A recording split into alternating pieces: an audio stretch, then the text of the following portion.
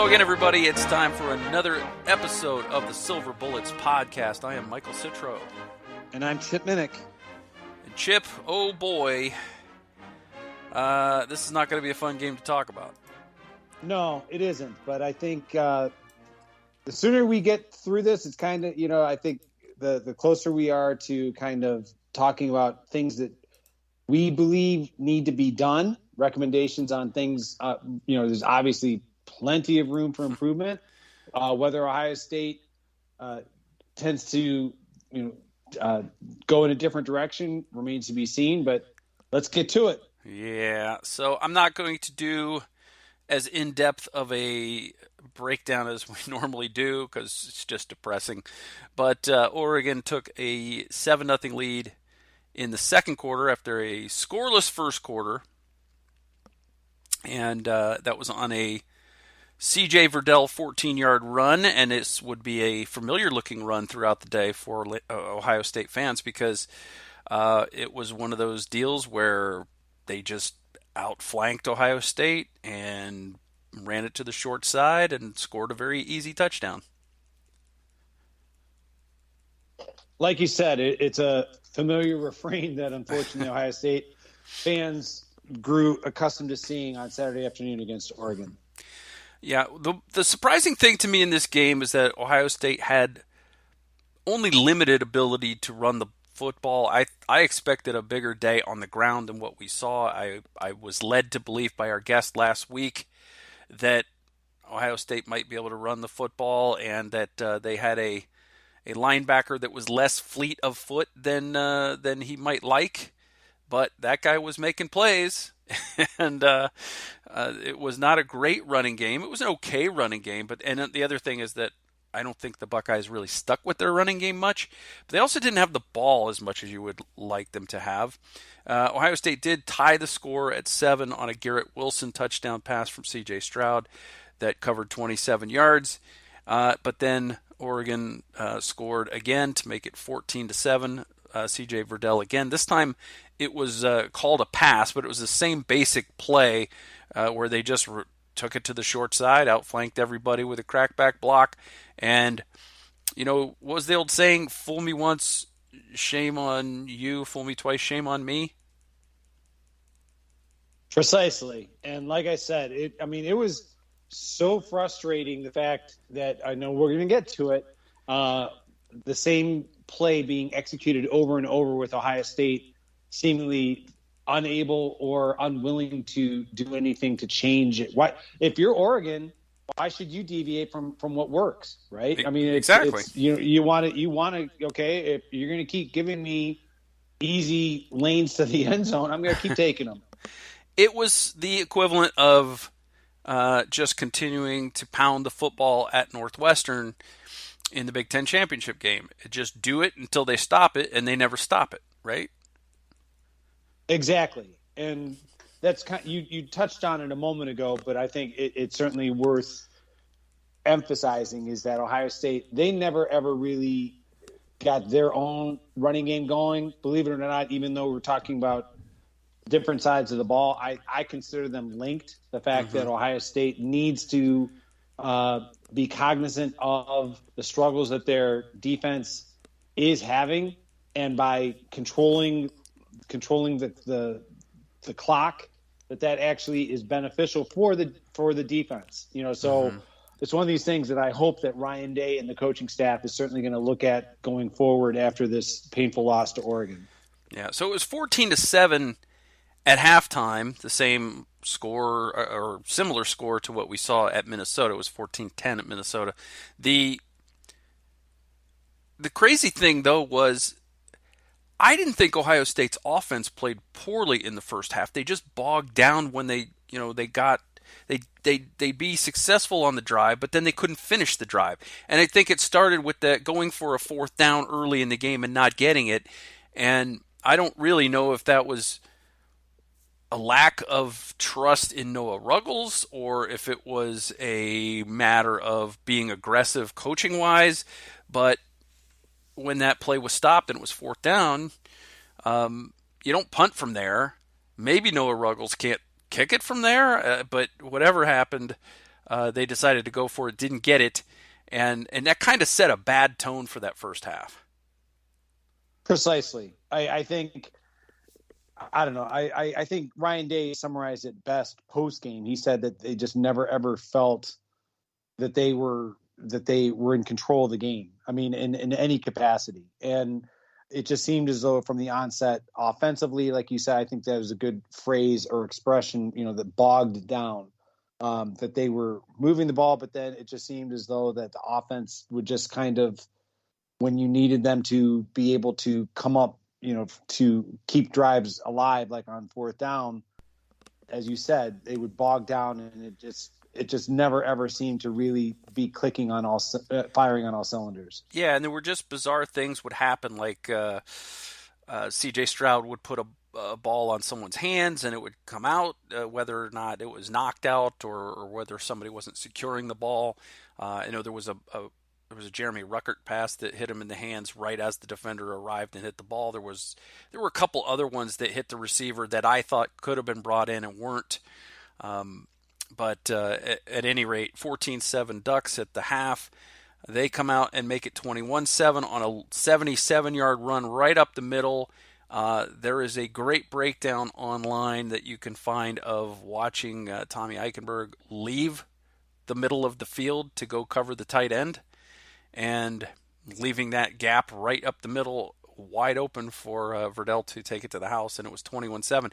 And that's really where you knew Ohio State was in trouble in this game.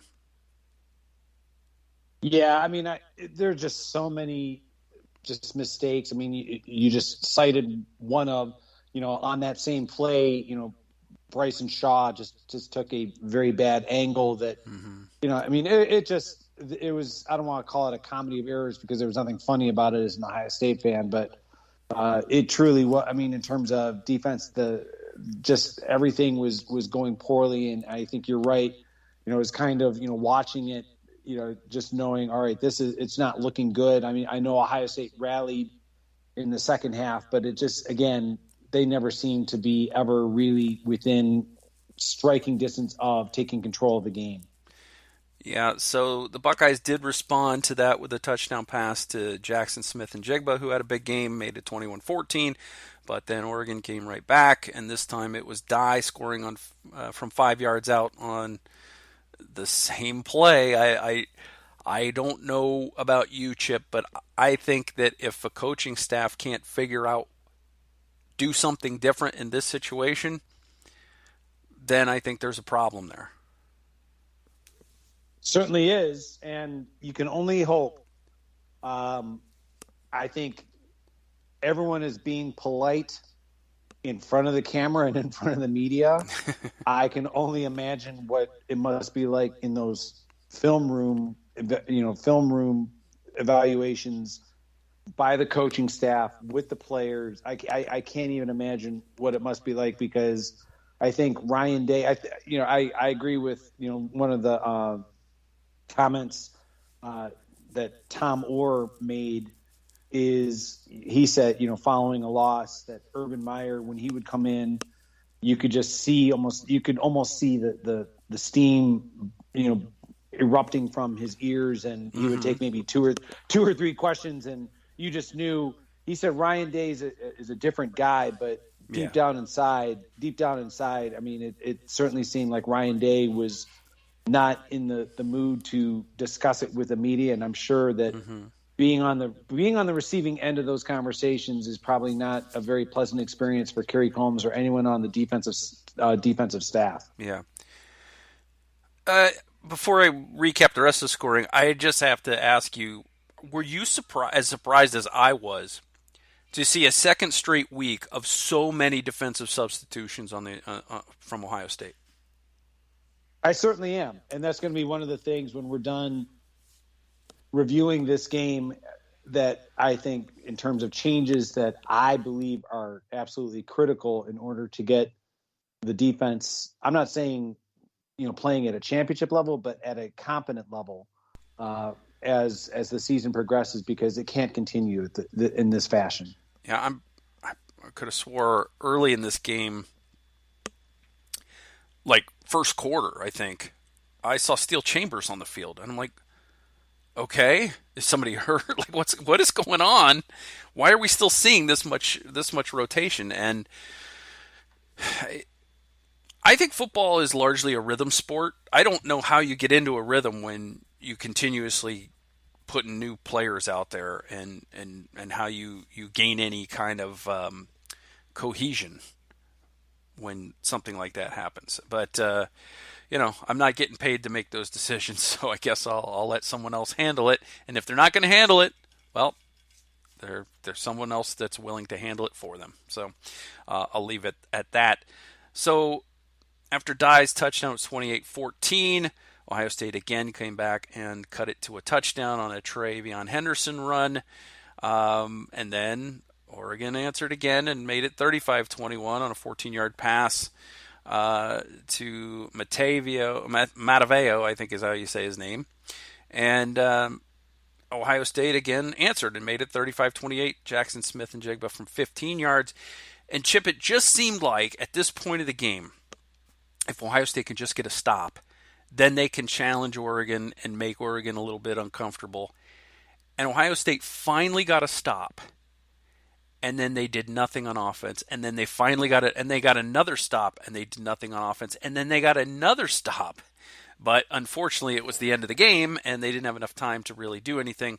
So once the defense finally got some stops in this game, for some reason the offense was suddenly not able to block anybody. The offensive line, which is supposed to be one of the best offensive lines in the country, you've got tackles in 4 of the 5 positions on that offensive line, and you've got Thayer Munford getting beat at guard. You've got C.J. Stroud running for his life. True, it's a predictable situation, but they were getting home with 3- and 4-man rushes against what is supposed to be a very good offensive line. That was very disappointing to see. Yeah, I think it came down to, quite honestly, the fact that they were behind, and Ryan Day alluded to the imbalance offensively. I mean, we already talked earlier about the running game, the lack of consistency from the running game. I think you're on to something there in terms of the offensive line was failing to adequately protect C.J. Stroud. C.J. Stroud had a great game yardage-wise, but you've kind of alluded to the fact that, he was victimized by some untimely drops, but he also, some of his passes were sailing high. I mean, it just, the whole game, just in every facet, it just never seemed like anyone was really in sync, or that everyone was on the same page. And it just, at the end of the game, like you said, when you needed the offense to come through, they just didn't. And one of those drives was stopped by a very curious holding penalty on Thayer Munford. One was stopped on an interception that C.J. Stroud was kind of running for his life, and then decided this is where you get a freshman quarterback will sometimes do things like this, where he's got a good 6 yards easily that he can pick up by himself, but he tries to force a throw into Chris Olave, and throwing on the run under a little duress, his pass sails high, which is what happens when he is having some issues. As he gets a little excited, overthrows it, and there's an Oregon Duck waiting down there to make an easy interception. So a couple of issues there. Ohio State ends up losing the game on their home turf, and it doesn't feel like the Virginia Tech loss, because this is a loss that we're seeing the exact same problems from game 1 to game 2. This does not look like a team that's ready to put it all together and go on a national championship run. I would agree with you, as painful as that is to admit. I think as easy as it would be to say, in 2014, they were able to regroup and get back in the national championship hunt. And I'm not saying that it can. I mean, if you had said to me back then, because I was in the stands when Ohio State lost to Virginia Tech, that would be a national championship team, I certainly wouldn't have agreed with that. Mm-hmm. I think the big difference on when I think back to 2014 to this year's team, reality is that when you think of that roster in 2014, you had Joey Bosa, you had Darren Lee, you had Joshua Perry, you had, I could keep going on and on. And the defense was the strength of that team. Obviously, like the way the 2014 loss to Virginia Tech really didn't have anything to do with the defense. It had everything to do with the offense, in terms of, Virginia Tech. So I think anyone who tries to make that same comparison, I think you're neglecting, okay, well, like the issues were different. Granted, Oregon is a better team than that 2014 Virginia Tech team was, but I think that the issues are much deeper, and I think Ohio State has a lot more structurally that they need to address to I think everything is still in front of them goal wise. And I mean this in the most sincere way, is that, could they possibly get back into the playoff discussion? Absolutely. But that's all based on perception. Yeah. It's based on fixing problems that they haven't shown any inkling of what to do about so far. And maybe they'll get them fixed and maybe they won't. But right now, I think it's fair to say right now that it's more likely that Ohio State doesn't go to Indianapolis than does go to the playoff. Oh, yeah. I mean, that's the thing. Like, if they don't, they've got the next 2 weeks, they have opportunities against Tulsa and against Akron to implement changes that are necessary. I mean, you and I can sit here, record this podcast. I have ideas. I'm sure you have ideas. I know people on the message boards have ideas. I know that, for anyone on Buckeye Scoop, Ross Fulton has a excellent, some excellent suggestions on what Ohio State can do. The reality is, if Ohio State doesn't implement changes, I mean, the discussion about the college football playoff will seem laughable, because they might not even be going to Indianapolis, like you just said. Will Ross be willing to quit his job and take over for Kerry Combs? I think I'm sure that there are enough people out there kind of proposing with the GoFundMe route. Trying to scrape up a spare 1.4 million or whatever it is. I just know. I mean, again, I look at things very, very simply. I know that Ross does a tremendous job in breaking it down in terms of very specifics. I like at a grand scheme. I think there are a number of things that can be changed. I think, unfortunately, we haven't talked about it yet, but I may as well bring it up now. I think that change is going to be essential because Josh Proctor is out for the rest of the season. As we're recording this, Coach Day confirmed that Josh Proctor is out for the rest of the season. So there were issues on the defense the first two games with Josh Proctor in and out of the lineup. Now that you know that he is conclusively out, it's not no, he's out. So you have to do something differently, because to me, it comes down to the scheme and the personnel.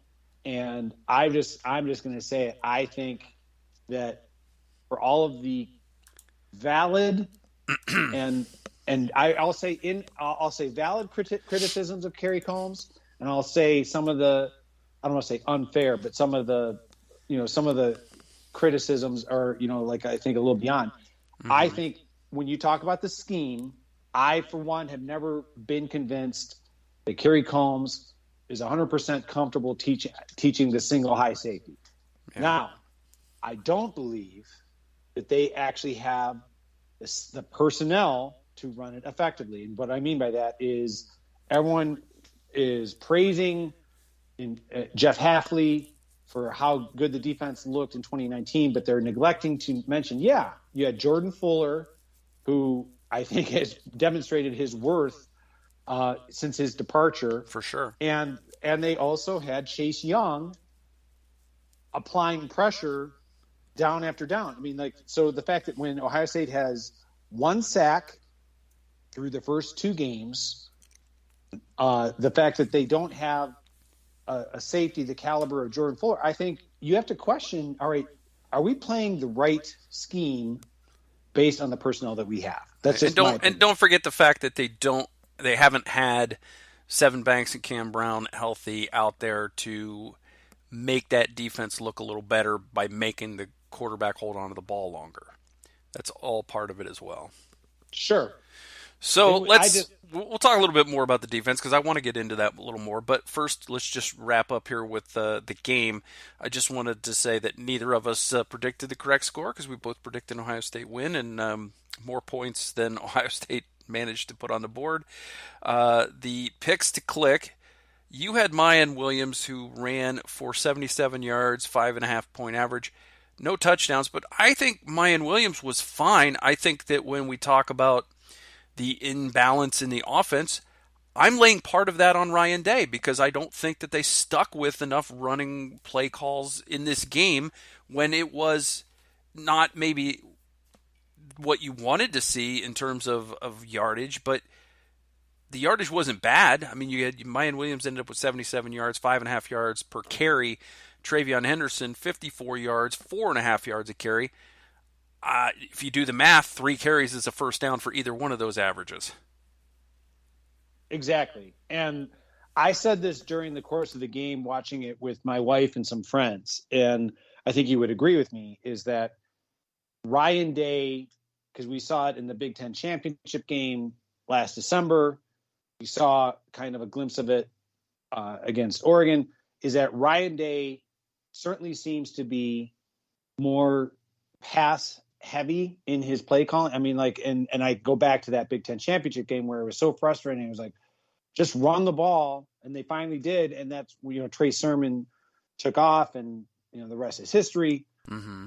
To me, I think Mayan Williams is, he's not necessarily flashy and he doesn't have, the same kind of explosive big play potential, I think, as a Travion Henderson. But I'm of the mindset, hey, slow and steady wins the race. And I'll even throw this in, is for CJ Stroud, we've seen it for 2 games, and I'm not bashing CJ Stroud. I think, for his second game out, and people are forgetting that. Okay, redshirt freshman. Ohio State fans have become extremely spoiled when it comes to quarterback play. You and I we could. If you want to talk about quarterback play, let's let's talk about who we remember some not so quote unquote stellar games at that position. But getting back to CJ Stroud, I think the best thing they could do for that kid is rely on that running game to kind of, especially at the onset of. I'm not saying I'm not saying that they have to do something that Woody Hayes, like 3 yards in a cloud of dust. I'm saying. Mm-hmm. I think he comes out amped up. Just rely on that running game to just kind of, let him, whatever kind of things he's working through. And I had no idea, the speculation that maybe there's something wrong with his shoulder because he keeps making gestures with his shoulder that there's an issue. That I think that's the best thing they could do for him to kind of help him with whatever nerves or issues or whatever things that he has. I think relying on that running game, I don't care that it's boring. I care that it's effective. And that's what I would do. Well, it's first game in the shoe. He's going to come out a little bit amped up. And that pass to Jackson Smith and Jigba was high, but it was catchable. It was a catchable pass. I don't think he was. First of all, if anybody's bashing C.J. Stroud, you just don't know what the heck you're talking about. He still completed over 60 some odd percent of his passes. 65% of his passes, threw for 484 yards and 3 touchdowns. CJ Stroud was not the problem on Saturday. He was not the problem at all. But I was just going through the stats a little bit to tell you that Mayan Williams, I consider him clicked in your picks to click because for what he was, his opportunities were limited, and I think he still delivered for the most part. I had Chris Olave on the picks to click offensively, and I think all 3 of the starting wide receivers clicked. They all went over 100 yards. Chris Olave had 126 yards receiving, did not get in the end zone. But Garrett Wilson had 117 yards, 1 touchdown. Jackson Smith and Jigba 145 yards and 2 touchdowns. And Olave had the most catches of the three with 12. So I think both of our offensive picks to click were fine. Then you get to the defensive side of the ball, and I don't even know. The two guys that we picked were 1 and 2 in tackles. You had Taraja Mitchell, and I had Ronnie Hickman. But I still say, even though they had good numbers, they did not click because they gave up way too many big plays. They didn't get 3-and-outs, and they were making these tackles 8 yards down the field instead of at the line of scrimmage. Exactly. I would say, and I thank you for saying that Mayan Williams clicked. Obviously, there are some major schematic issues. I mean, we talked about like the fact that like Taraja Mitchell, Ronnie Hickman, that they're leading the team in tackles, but they're not making impact plays. Like we're used to. When you talk about Ohio State linebackers, you're used to. I know that again, we're spoiled, but when you think about from the days of Chris Spielman through, like kind of like during Trestle's, tenure he had, when you had AJ Hawk, Bobby Carpenter, James Laurinaitis, I mean, like some really, all like through, we were just talking about that 2014 national championship team. I mean, you're used to stellar linebacker play. It's the fact that they're rotating in and out. That's a problem. I mean, they need something. And like I said, to me, it's a scheme issue because I think you're asking the players on defense. I don't believe that they have the personnel to effectively run the single high safety. And I think if you want the defense to improve, having not that it has to be wholesale, but I think more of like you talked about earlier about playing more like traditional, like two safeties back, more zone, things that I think that the players can play better than the single high scheme because we're seeing the results of playing that scheme. Yeah, there's a number of problems with the defense. I don't think it's just the scheme running a single high. Whether or not they have the personnel to run it or not, I don't know because we haven't really. There's so many other issues that it kind of could be masking it. I mean, first of all, you don't have anybody on the team. Like you said, nobody's making impact plays. There was one in the first game, which was a pretty enormous one, with Zach Harrison making the strip sack and Haskell Garrett taking it to the house. But I kept waiting for someone to make a play. Like, even average teams will occasionally make a big play on defense. They'll come up with a sack or a quarterback hurry, or they'll deflect the ball. They weren't doing that. And what was distressing is we had a guest from that follows Oregon very closely on the show last week, and he told us that the tackles on this year's Oregon team were a big step backward, and we thought, well, this might be a good week for the pass rush, but it wasn't. There were 3 quarterback hurries. I think there were 5 total quarterback hurries, but it didn't seem to bother Anthony Brown at all. There were no sacks, and honestly, you didn't see them even getting close to him on most plays. And you need to get more from the edge. You need to get more from Zach Harrison. You need to get more from these guys. You're not getting it. They're not, in addition to not being able to pressure, even the defensive line, when they did stuff a run play, it was still a 2 to 3 yard gain. It wasn't like a tackle for loss or a stuff at the line of scrimmage. There was 1 or 2 of those maybe in the entire game. And then there's just not a cohesion from the 3 layers of the defense, the 3 levels of the defense. There's no cohesion. The linebackers aren't playing well in terms of filling where they're supposed to fill. The defensive backs are running themselves out of plays.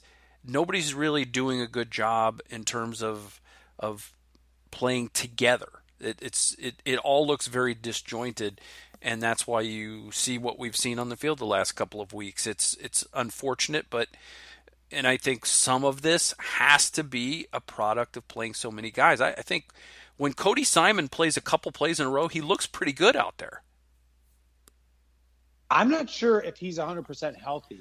I mean, I'm not saying that you're incorrect. I think, Cody Simon should be playing down after down. I'm not sure if he's able to, if he's healthy enough, which again, I agree with what you said earlier about being a rhythm game. I think, when it comes to, Cody Simon, Taraja Mitchell, they should be out there. I mean, they should be out there, and, Ronnie Hickman, I definitely think Craig Young, I saw glimpses of Craig Young, but like you said, it's like they need consistent linebacker play. We already talked about how frustrating it was, basically like the same play. The defense failure to set the edge, on those plays. I mean, it just, there are so many things that need to be addressed. And unfortunately, now that you're in the season, there's no way that they can, for all the people saying, okay, well, they just need to completely, like fire, like the coaching staff. Well, for one thing, I don't think that's possible. I mean, could they do it? Sure. I mean, I'm not advocating that. I'm of the belief, like you said, there are far too many substitutions. I think the defense needs to be simplified because, the fact that, people are, they're out of position, that they're overthinking. They're not just playing. They're not reacting. They're just, they're overthinking and they're, and I think there's a lot of things that just can be fixed, but whether Kerry Combs makes those changes himself or, they have a lot of experience, like with Larry Johnson, the defensive coach Johnson has been around for a long time. He's never coordinated, but if there are ideas about what can be done to help maximize the defensive line pressure, if Paul Rhodes, who's one of the defensive assistants, analysts that was brought in, longtime defensive coordinator, if he has ideas in terms of how the scheme can be simplified, whatever, maybe it just takes a collaborative effort to get this figured out, but they don't have a lot of time. No, because, they have these 2 weeks basically. They got against Tulsa, right. They got against Akron, and if they don't get it fixed in these 2 weeks, it isn't getting fixed. And I hate to tell people this because this is not something they probably want to hear, but if it doesn't get fixed in the next 2 weeks, this could be the year Jim Harbaugh gets the win. And it also, I've liked what I've seen from Mel Tucker. I've liked what I've seen from Rutgers. There are no easy games in the Big Ten East. And you haven't even included Maryland with a passing game. That's my concern. Is I look down, and I completely agree that you have Tulsa, you have Akron, and that is merely to get everybody, basically, all right, we're playing, this style, this scheme to get everybody comfortable.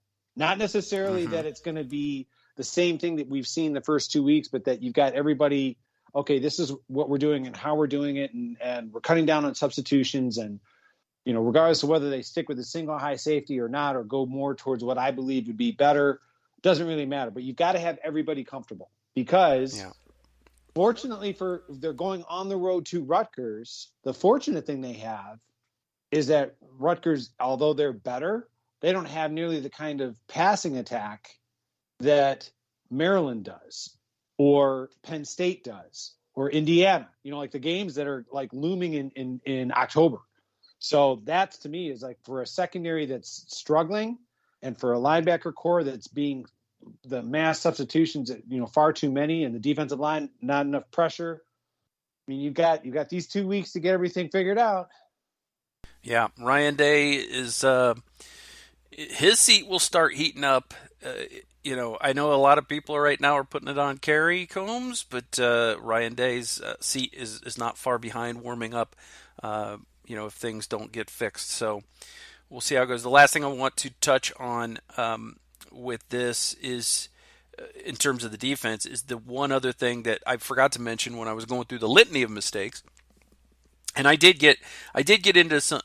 I didn't get in an argument online, but I did get into a discussion online of how I had mentioned that not everything was on Kerry Combs because he's one person. Certainly, there's some blame there, and I wasn't ever touting his awesome abilities as a coach. But what I was saying was that there were deeper issues than just that. There were reads being missed. There were linebackers not reading the play right or not executing, and guys just simply not beating the man in front of them. So there was plenty of blame beyond Kerry Combs, in my opinion, not just Kerry Combs. But the thing that was Kerry Combs' fault, and Joel Klatt pointed this out a number of times, and the guys at halftime pointed this out. He wasn't changing up what he was doing ever. So it was very simple for Joe Moorhead to call plays when he knew that he was going to get this same defense over and over and over, and nothing ever changed. Nothing was ever disguised. Nothing was ever, okay, we're going to show zone and then go into man, or we're going to show man and then drop into zone. There were no answers. And that's really the part that drives you insane, because like the old saying, if you keep doing the same thing and expecting different results, that's the definition of insanity. Yeah, I mean, give credit for, we talked about, with Joe Moorhead. I mean, being able to recognize, oh, they're going to keep giving me this. I'm going to keep doing what's successful. Nothing beats good old rock. Yeah, exactly. It's the kind of thing where, Kerry Combs, and I'll be the first one to admit it, is when Jeff Hafley was hired as Boston College's head coach. I was certainly among the one of those fans that thought, yeah, that'd be great to bring Kerry Combs back. He knows the program. He's an energized, enthusiastic recruiter. Mm-hmm. This would make sense. Now, I will make the simple observation that, I was, I guess, under the belief that, Kerry Combs was going to come in and run the defense in his manner or fashion that he would like. And I think that he probably wanted the job so badly that he didn't care that Ryan Day was, okay, I want to run single high safety. And in fairness to Kerry Combs, I think, I think he's trying, but you're absolutely right. Like the fact that his lack of adjustments were visibly evident to the commentators. I mean, that's a major strike on him. Mm-hmm. The criticism I would have for Ryan Day is, yeah, Kerry Combs, love the guy, great coach, great recruiter, but you know something? I probably should have really been kind of beating beating down the doors of every defensive staff that was very familiar with the single high safety, like that Pete Carroll would run. I mean, like I saw something online, I'm not sure if you saw it, that, Pete Carroll, that style of play, that Pete Carroll doesn't even really do it as much in Seattle anymore, because again, he doesn't have the personnel to do it. He doesn't have the same kind, like if you don't have the personnel to run this, it makes no sense for you to try to do it. So it's, to me, something has to be done. I know I keep saying that, but something has to be done in terms of a recognition of, all right, do we have the personnel to run this scheme that you want? If the answer is no, what can these guys do and what can they do well? And let's get them doing it well for the next couple of weeks, because that's what we've got to do for the remainder of the season. And if that means wholesale changes to this defensive staff in the offseason, so Ryan Day gets the style of defense that he wants, I guess, I mean, that's his prerogative. I'm of the opinion you don't really have the luxury of time to, necessarily keep trotting out this, like this defense the way it's presently constituted. Mm-hmm. Like you said, keep running it over and over thinking the results are going to be different. Because, I mean, we've seen it through not the first 2 weeks, but I mean, all of last season was kind of an example. And I gave Kerry Combs the benefit of the doubt, considering everything COVID related, no spring practice, all those things that you've heard me say on and on. I'm of the opinion now that, okay, you've had an off season, you've had the spring, you've had all, fall camp.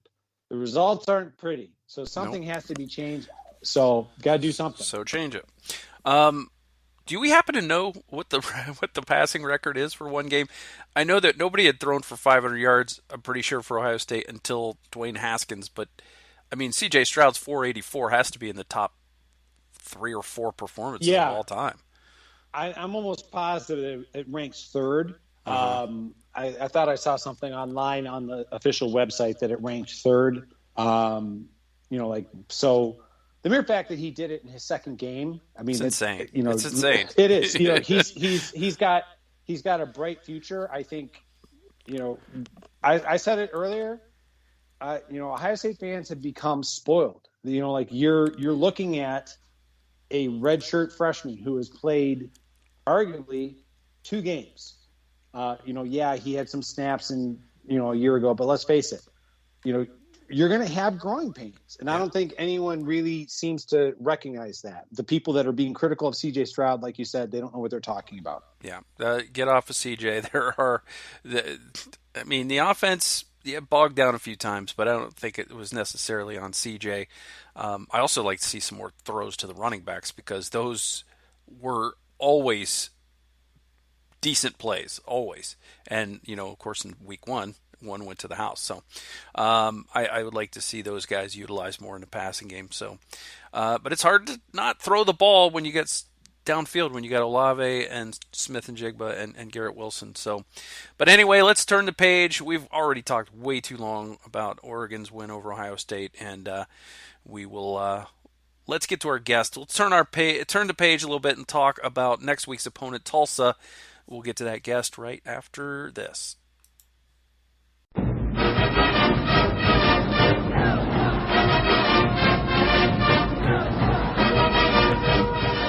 All right, joining us this week on the Silver Bullets podcast, we're very happy to have with us the University of Tulsa beat writer for the Tulsa World, Kelly Hines, is with us. Kelly, thanks for being with us.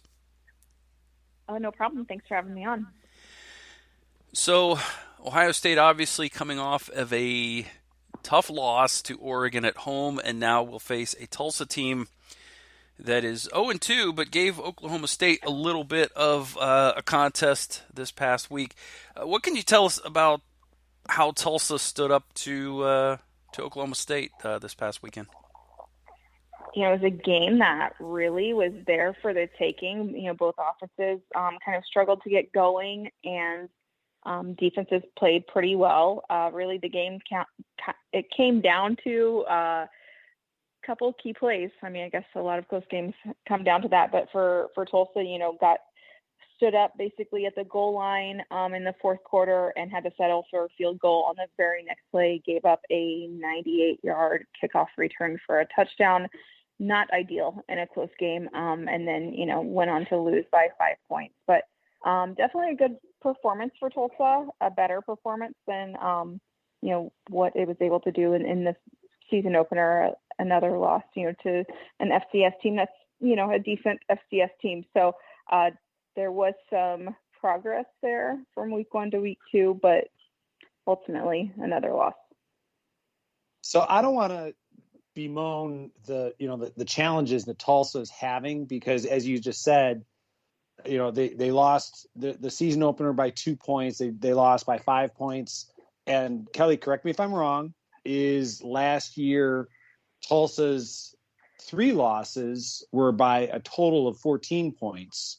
So my question is, is there do you think there's just some kind of a hurdle, like a mental hurdle that the team, when it comes to, because obviously they're in these games, that they just have to, something within it, just something like that they have to just kind of overcome. I mean, I think they certainly are not, the fact that they gave Oklahoma State such a good game, they certainly don't seem to be intimidated by playing against, high profile programs.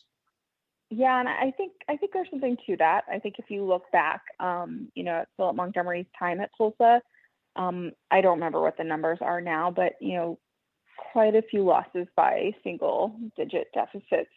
Certainly when Tulsa had 3 pretty bad seasons in a row, in 17, 18, 19. There were a lot of those, missed field goals that, you lose the game on, and just, it comes down to one play, and you felt like the team wasn't that far off from being successful. But then last year they won quite a few of those games, ultimately lost by a field goal to Cincinnati in the conference title game. Had a couple of bad moments in the bowl game against Mississippi State. Could have won that, but I definitely feel like they had some breaks go their way last year, and that's why they were able to have what for Tulsa was a good year to finish second in the conference. I think the conference was even better last year than it is this year. But I definitely think there's something to that, maybe just not being able to put it all together. And certainly in the first game this season, to see a dozen penalties for 122 yards. I mean, that's the sort of thing that's like, just get out of your own freaking way, and maybe you'll win a game like that. And so I think, it's disappointing for fans to see games, not, turn out a certain way when, they're really not that far off.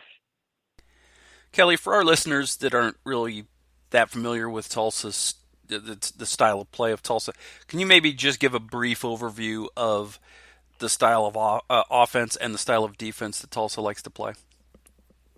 Yeah, I mean, this is kind of an offense that a few years ago you would have seen be successful at Baylor. That's where Philip Montgomery came from. That's where he had a lot of success coaching quarterbacks there and calling plays. I think it's been a bit more of a challenge at some place like Tulsa, where you don't have the same talent and you're trying to make things happen. It's been very inconsistent because the quarterback play has been really erratic, honestly, just really since Dane Evans, and that was the quarterback in the 2016 game, didn't have a great day at Ohio State in that one, but generally, was successful at Tulsa, was able to do a lot of really good things through the air. Really, since then, it's been all over the place. Definitely the goal is to be balanced, but, be successful on both sides of that. The run game has been successful for most of Philip Montgomery's time, but the other half of that has just not really come together. Defensively, kind of shifted things in the last few years. Now having the three-man front on defense, playing 3-3-5 has really suited Tulsa well, and having some speed and athleticism on the back end. It's been really where Tulsa has been the most predictable, has been on defense. So, kind of took a hit this year because the two starting corners decided to transfer to Missouri after the spring. Not really ideal, but and obviously a guy named Zaven Collins, had done really well at Tulsa, and he left for the NFL. So, still defense is considered the strength of this team. So, really the focus has been on bringing in these athletic guys who maybe they played quarterback in high school. They're going to play safety at Tulsa, and they're going to be fast. And, Tulsa's not going to get those 4 or 5 star guys. They have to go and find some players, especially on defense. And I think Tulsa's really done well with that.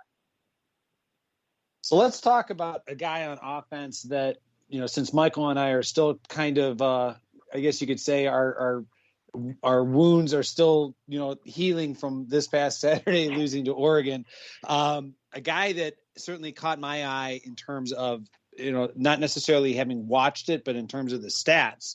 And that is a transfer from Texas A&M, Deneric Prince, excuse me. In terms of, he had a great game against UC Davis, not so much against Oklahoma State, but he certainly seems like the kind of player that, Prince could be the kind of player that, Ohio State fans are going to be, probably having to keep an eye on. Yeah, I mean, he's got that SEC speed. I think that he is a guy who now you're starting to see Tulsa feature him. I mean, there was one particular drive against Oklahoma State the other day that, aside from one throw, which went for 40 yards, which was pretty good, Deneric was getting the ball on every play of that series, and it resulted in a touchdown. So I think they're starting to be like, okay, this guy, we know that he has the most explosiveness probably of anyone on offense, and he can be a little bit more of a weapon than some of the other guys who a guy named Shimari Brooks has been the starting running back, and now it kind of seems like Deneric is starting to become that guy. He started against Oklahoma State and got more carries. Oklahoma State is really good against the run, so his numbers were not that good, but he caught, I think, 5 passes, something like that. So they're finding ways to use him. So, he was used some last year. That was his first year after transferring from Texas A&M, but I definitely feel like he's the most dynamic guy on offense at this point. So I think they'll make a point to use him. It's just, if things are not going well on the ground, it can get a little bit dicey just because it's going to be unpredictable when you have a first year starting quarterback, especially, playing in a venue like what we'll see on Saturday. That's going to be a bit of an adjustment for him. But, I think that Deneric is going to be, a key guy for Tulsa in every game moving forward.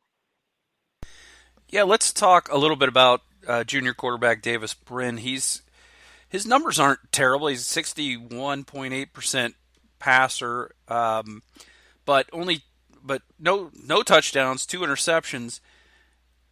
What has his season been like so far? It seems like he doesn't have a go-to receiver. It seems like Tulsa spreads the ball to all the receivers fairly evenly. Yeah, quite a few options at receiver. The thing with Davis is, he enrolled, a semester early out of high school, and then, didn't start until this year, his 4th year in the program. So really all of his experience, all of the optimism that surrounded him going into this year was a quarter and 2 overtimes from last year. He went into the game against Tulane as the number 3 guy. The starter and the backup both got injured. Tulsa was down 21 points in the 4th quarter, and Davis Brynn went out there and balled. I mean, it was insane because everyone's like, why was this guy the 3rd string? But, he went out there and he had no pressure. The plays he was making, I mean, it was crazy. It's one of the wildest games I've ever covered. He had a Hail Mary as time expired to send the game to overtime, just made play after play after play that it was just crazy. So everyone thought, well, they can just go out there and do that every game. But you have the entire off season and preseason to think about what everyone is expecting of you. And I think it was really unrealistic to think that he could go out there and do that in every game. So, I think it's going to take time for him to settle in. I definitely feel like he did more of that in week 2. Week 1 was a bit of a struggle. I still feel like he has a lot of potential, but I think the expectations were a little bit unfair. And, he doesn't have that, one guy who you absolutely know whatever you throw to him, if it's in his area, he's going to go up. And he just doesn't have receivers like that. Mm-hmm. And he has decent receivers who can do some things, but, it just affects things in this offense when it's spread around a little bit. And that's great. I mean, that's not a bad thing, but I feel like you don't have, one go-to guy. And, Davis, it's still, he started 2 games. He's really played in only 3 games in his career. And I think, he's still got to figure some things out, but I think he'll get there. It's just, it's still early in the year. So I want to switch over to the defensive side of the ball for Tulsa because, and I'm sure Michael would agree with me here that, it's not every day that Ohio State sees a team that plays a 3-3-5 defensive front. I mean, it's just, it's an unusual thing, and I'm sure it works. One of the things that caught my eye when I was looking at the first couple games for Tulsa defensively is for a 3-man front, Tulsa, I mean, again, just through 2 games, they seem to have a knack for tackles for loss. Can you kind of, give our listeners an idea in terms of, some of the defensive players? I know that you talked about the departure of, Zayvon Collins, to the NFL, but I mean, it seems like the Tulsa Golden Hurricane are very effective at stopping players behind the line of scrimmage. Yeah, and I think all of that starts with Jackson Player up front. He's getting double teamed every play, every game, and not just holds his own, but is extremely disruptive. He's somebody who I think could play just about anywhere, and Tulsa's very fortunate to have him. And so, when you have, a lot of confidence in your defensive line, 3 guys who even, getting double teamed can make sacks, make TFL, that's a pretty good start up front. So, behind there, 3 linebackers, still even now, Tulsa has not been at full strength at linebacker. In the first game, which I probably should have mentioned before now, they had a lot of guys suspended because of the just really great moment for everyone who witnessed it. The bowl brawl against Mississippi State. So had 9 guys who were suspended, 6 for the game, of the opener. That kind of affects things. But, the linebackers, I still think, have not reached their potential because they haven't had all of them back. They had 1 guy out against Oklahoma State. But, they really work well together. Those 3 linebackers behind the defensive line. And that's where you're seeing a lot of the TFLs coming from that group. Justin Wright, who had a 55-yard pick 6 against Oklahoma State. He really benefited playing alongside Zayvon last year and now has kind of taken over. He plays middle linebacker, and his nickname is Psycho. He's just kind of a different type of guy, super intense. That's kind of what you want out of your middle linebacker, I think. But he kind of, holds things down for the coaches, out on the field. He's kind of their voice. And, this is just a defense that, I'm going to say they play smart, but, in the first game, that was not so much the case. They were down 4 starters, but had a lot of penalties in that game, had a few against Oklahoma State, but they know what they're supposed to do. And for the most part, they do it. So I think it just works really well because of the personnel. But I think so much of that you can attribute to Jackson Player just being really an elite type guy within this defense. All right, Kelly, before we let you go, I'm going to put you on the spot here and ask you where you think this game will be won or lost, and also to get your score prediction for Saturday. Oh, gosh, man. I'm just not quite ready for that. I was really close last week, and I will probably be way off every other game, but I predicted Oklahoma State would win 28-24, and if not for things getting weird at the end of the game, that would have been the final score. But, I definitely feel like Tulsa is the type of team they play to their competition to some extent. I'm not going to say that they're going to be like right there level at Ohio State, but they, lost to UC Davis because I feel like they kind of play down to their competition sometimes. Oklahoma State, that was a kind of a favorable matchup. This is going to be a big challenge for Tulsa, specifically, Tulsa's corners going up against elite receivers like Ohio State has. I think that's going to be the biggest challenge, just because those are corners who don't have a lot of experience. And one of their starters is banged up, Trayvon Fuller. And I just think that that's going to be a weakness. If Ohio State is going to exploit something, I think that would be it. I root for myself in every situation. I'm just hoping the game is interesting. And, I know the line's about 26. I think that that's probably pretty close. I'd like to see it stay close for, a quarter and a half, but I just feel like Ohio State has that talent that it's going to be difficult for most teams to compete with. Certainly for Tulsa being the smallest FBS school and having some, weaknesses. I just feel like it's going to be really difficult to stay in the game for very long. All right. Well, does that get me out of a prediction? Do I have to have a prediction? you predicted that the spread was pretty close, so I think that probably qualifies. That's sufficient. That's sufficient. Yeah. If you don't want to go out on a limb and give us actual numbers, that's good enough for us. I haven't thought about it. I'll say this much: we're not much better speaking for ourselves. We're not much better. So, trust me, we certainly can't pass judgment on our guests. I can promise you that. Yeah, exactly. Kelly Hines from the Tulsa World, University of Tulsa beat writer. Thank you so much for your time. We appreciate it. We've learned a little bit about our opponents this week, and I think that's all we could ever ask of our guests. Well, I hope I shed a little bit of light. Definitely looking forward to making the trip up there and hopefully seeing a somewhat entertaining game. All right. Well, do yourself a favor and get to the Thurman Cafe. Yeah. Oh, man. Exactly. Okay. That's what I was going to say. Yeah. The Thurman is our highest recommendation. Okay. I'm writing it down. All right. Thank you, Kelly. We appreciate it. Thank you so much. Oh, no problem. No problem.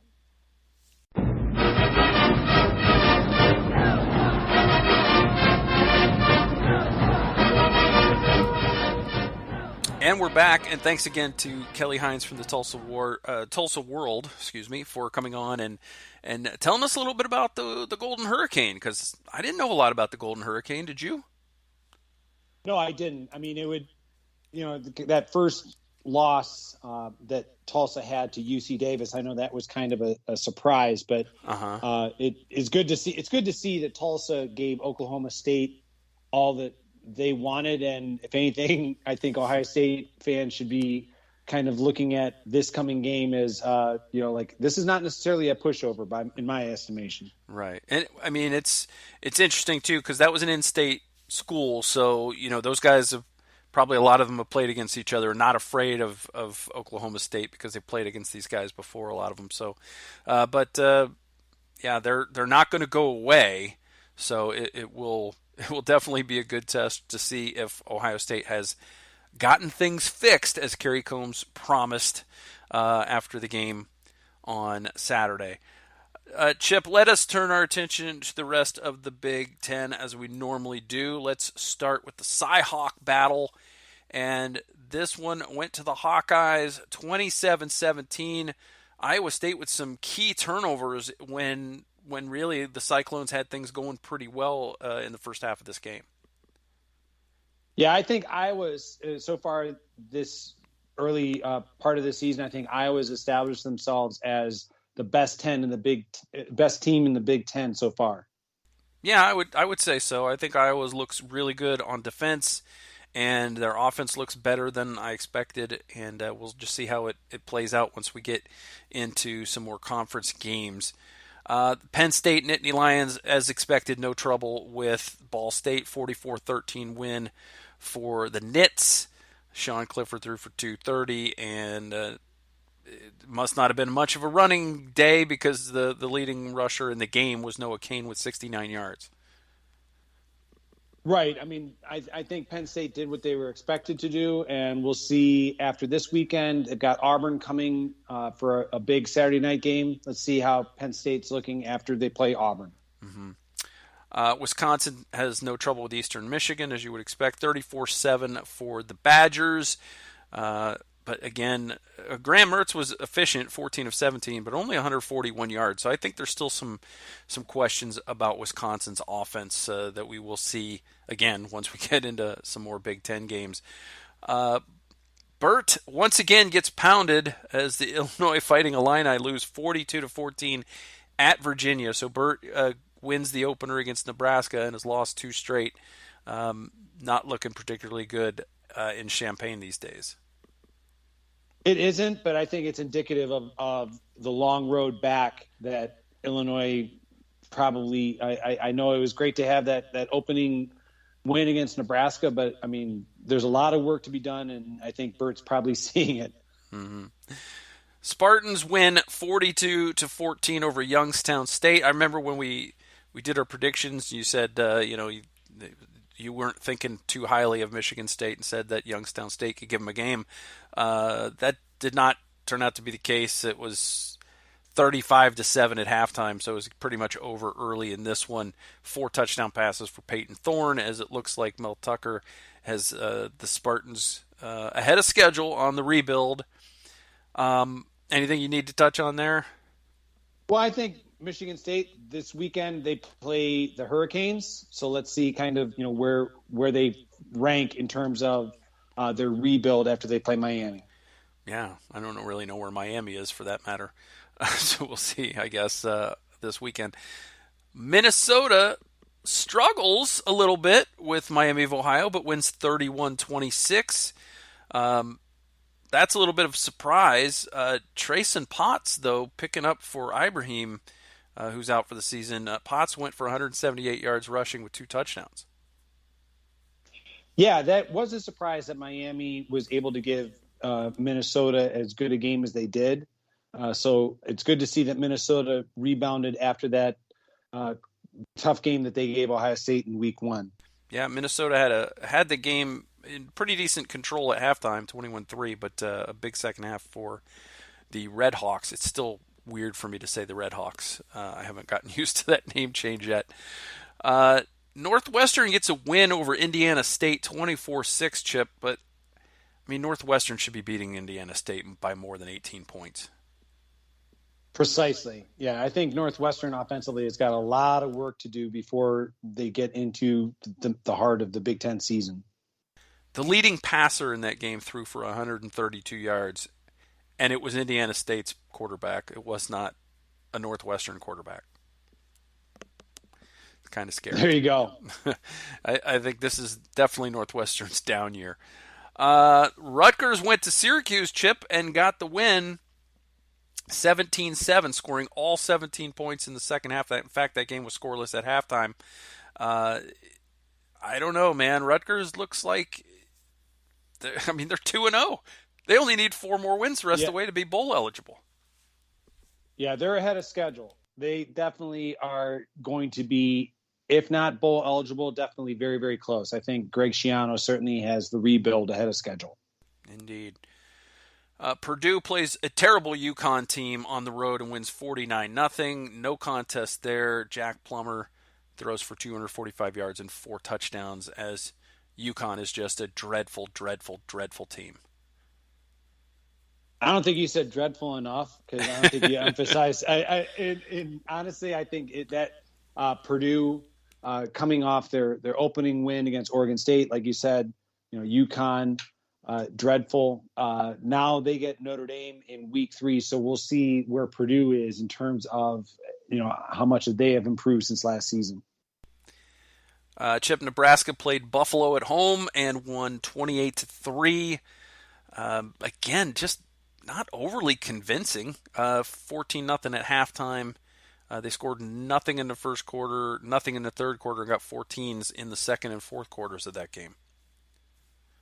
And they get Oklahoma this coming weekend. So I think the feel-good of the back-to-back wins is going to be washed away pretty quickly against Oklahoma. Yeah, I think you're right. Indiana bounced back from their loss by beating on Idaho 56-14. That game was in Bloomington.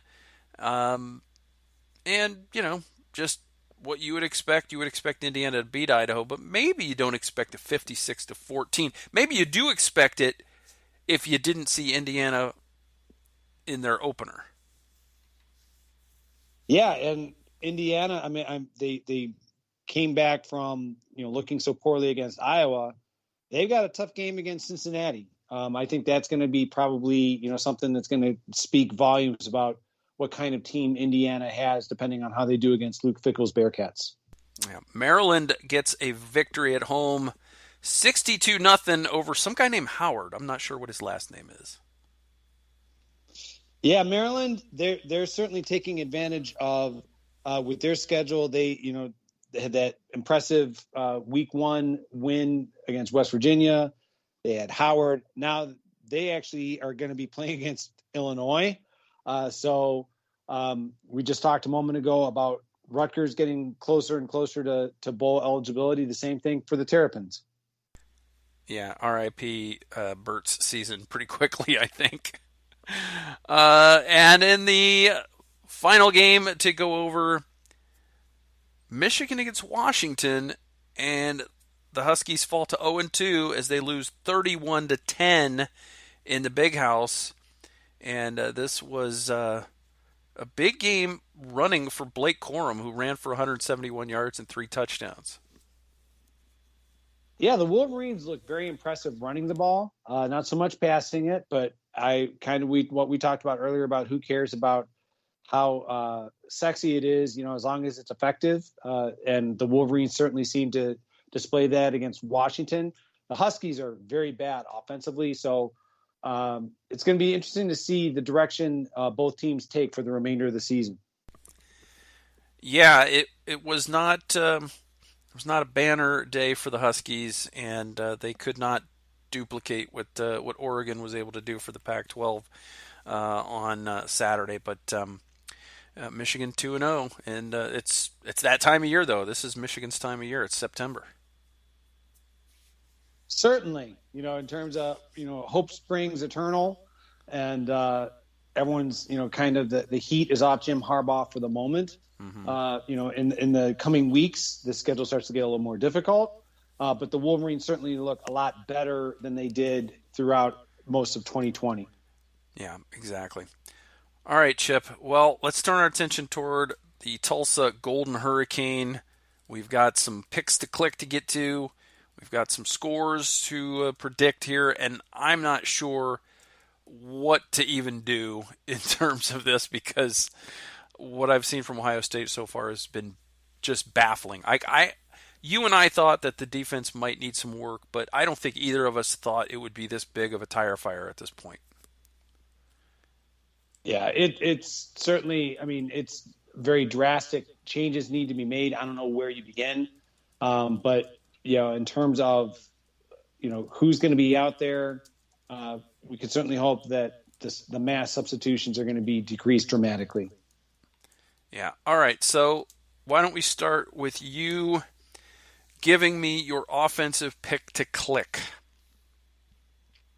I'm going to stick with Mayan Williams. I know it's boring, but I really do. I think, we talked about, in terms of in week one, and we didn't see as much of it in week two, but I really think there's going to be a readjustment of the offensive philosophy. And I think Mayan Williams might be one of the beneficiaries of that. I think he might get the ball certainly more than he did against Oregon in week two. All right. I am going to then take I don't want to be boring and take the same guy. I like to move it around. I started with Jackson Smith and Jigba. I took Chris Olave. I'm going to take Travion Henderson. I think this is a game where Ohio State's offense might do enough to be able to get him more snaps. And so as a result, I think he may end up with pretty good numbers at the end of this thing. That sounds good to me. Yeah. All right, let's turn our attention to defense. Chip, I'm going to let you go first on defense, too, because I have no idea who I could even pick as a pick to click for this. All right. Well, we've been, I've been pretty much saying that you need improvement across the board. Mm-hmm. And I know this is kind of going out there on a limb because we haven't seen much from the defensive line. I'm going to go with Zach Harrison. That's funny. I was actually typing his name as before you said it. I let you go first. It's on me. I think therefore I will go to. I'm going to go young again. I'm going to say that we're going to get some plays out of JTT in this game.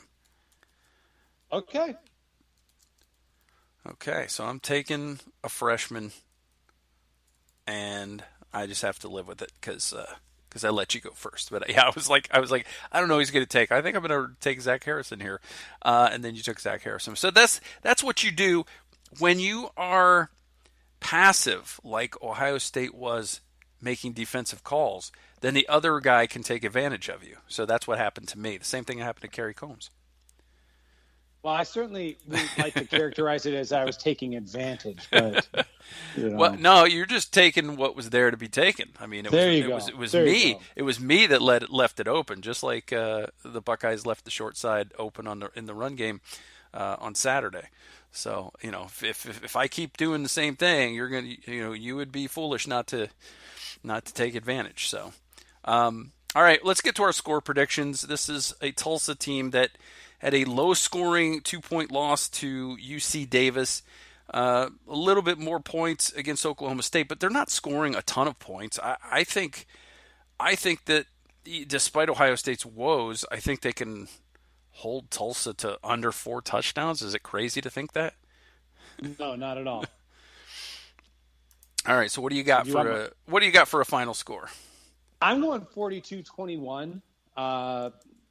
Again, have no idea what kind of defense Ohio State's going to trot out there. Mm-hmm. Like I said, I'm hoping this is a game where, I would love a shutout, and I would love multiple sacks and turnovers and all those, tackles for loss, all those things we haven't seen. I'm not putting those kind of expectations out there. I think this is a game of, all right, let's just play fundamentally sound, and you might give up some touchdowns late, but I do think Ohio State wins 42-21. All right, I'm going to go – I was thinking in a similar vein to you, but I like the offense a little better. I'm going to say 49-24 Ohio State. Okay. Yeah, this is I think a good-looking offense. I think they're going to be able to run the ball better, and I don't think scoring should be an issue for Ohio State's offense. They're not going to see as athletic a defense as they saw on Saturday for quite some time, and they still mostly stopped themselves. I mean, they had 4 touchdowns, tons of yards, and mostly stopped themselves. And they didn't stay true to the running game to keep the defense guessing a little bit. So, especially when they had that much success through the air, you would think, okay, the safeties aren't crowding the line. They should be able to run the ball in the second half of this game, but they were not able to, and therefore kept putting their defense in a bad spot in this game. So I think that that part, at least, I don't think will be an issue. Now, whether or not the defense can stop Tulsa's offense, I don't know. Like I said, their quarterback is throwing the ball over 60%. Not getting a lot of success in the end zone, but, I mean, this defense isn't really challenging anybody right now, so I guess it's okay to say that he might have a decent day, and they run the ball pretty well. So then we know that Ohio State hasn't done a good job of stopping that. So we'll have to see how this week goes. I would imagine it's probably not going to be a pleasant week to be on the field in practice this week. I think that these guys are going to be working really, really hard. And I think they end up taking it out on Tulsa, but how much the defense is fixed, I don't know. Like you, I would be great if they came out and just had a dominating defensive performance, even though it's a little bit of a lesser opponent than what they have seen the last 2 weeks. But I don't know. I think it would be crazy to predict that such a thing. So anyway, we've got our picks to click in. We've got our predictions. We'll come back next week and we'll talk about that. And then, Chip, it'll be time to get ready for an in-state rivalry with Akron. And a night game, which is a surprise. But yeah, I certainly was telling my wife and daughter earlier before we started recording. It makes sense when you look at the other games that are scheduled to take place on September 25th, why the Big Ten Network is selecting it. I know that a lot of fans aren't happy with that, but it makes sense when you look at some of the other games that are on the docket for the Big Ten, why the Big Ten Network is wanting Ohio State at night against Akron. Yeah, I don't like them rewarding Akron by putting them in prime time.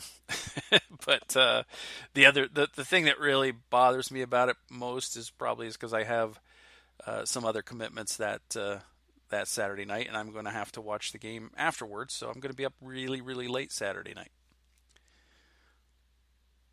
Well, I understand. Yeah, Gotta be that grumpy old Buckeye, and the first thing I can be grumpy about is having to stay up that late to watch a replay of the game instead of seeing it live. But that's the way the cookie crumbles sometimes. I've been fairly fortunate most of the last couple of years. As you know, I've got some soccer, some MLS commitments that kind of overlap with the start of the college football season until we get into mid to late October, and there have not been a lot of conflicts in the game times, so that's been really good. So if an Akron game has to be a conflict, I guess that's a small price to pay. Yeah, very small price. Actually, would have been nice if the MLS team I cover had been playing at noon on Saturday. Then I wouldn't have had to watch what I watched. I mean, I still would have had to watch it, but at least I would have been prepared, probably having seen the score before I went home to watch the game. Understandable. Anyway, thanks again to our guest, Kelly Hines from the Tulsa World. It was great having her on. We hope she takes us up on our suggestions for her lunch spot or dinner spot. Even though the Thurman doesn't sponsor this show, they could. We're open to it. But certainly, as of right now, no, they're not paying us to tout them. We just tout them because we really like their food. All right, Chip, tell people where they can find you on the internet. So I can be found on Twitter at Chip Minnich. Last name is spelled Minnich, and I'm an occasional contributor to Athlon Sports. Look for an article previewing the upcoming game against Tulsa for Athlon Sports sometime later this week. Nice. So, yeah. Got to preview the Buckeyes this week. See, you didn't get to preview the Oregon game, and look what happened. Not my choice. This is all Athlon's fault. That was all Athlon's fault. It's all Athlon's fault. There you go. More Athlon's fault than Kerry Combs' fault, I think, is what our takeaway is here. You can find me on Twitter at Mike36Fan. You can also find me at BuckeyeScoop.com as the grumpy old Buckeye. My column drops the day after the game. So every game, the next day, you can go see what ticked me off about the way Ohio State played or about the game in general. And I had to really restrain myself this week, Chip, in writing the grumpy old Buckeye. I can only imagine. Yeah, it was it easily could have been 3,000 words, but I kept it fairly concise, I think, for all things considered. So that will do it for this episode of the Silver Bullets podcast. We'll be back next week to recap Tulsa, get ready for Akron. Only thing left for us to do, Chip, is what we always do. Hey. What? Happy birthday.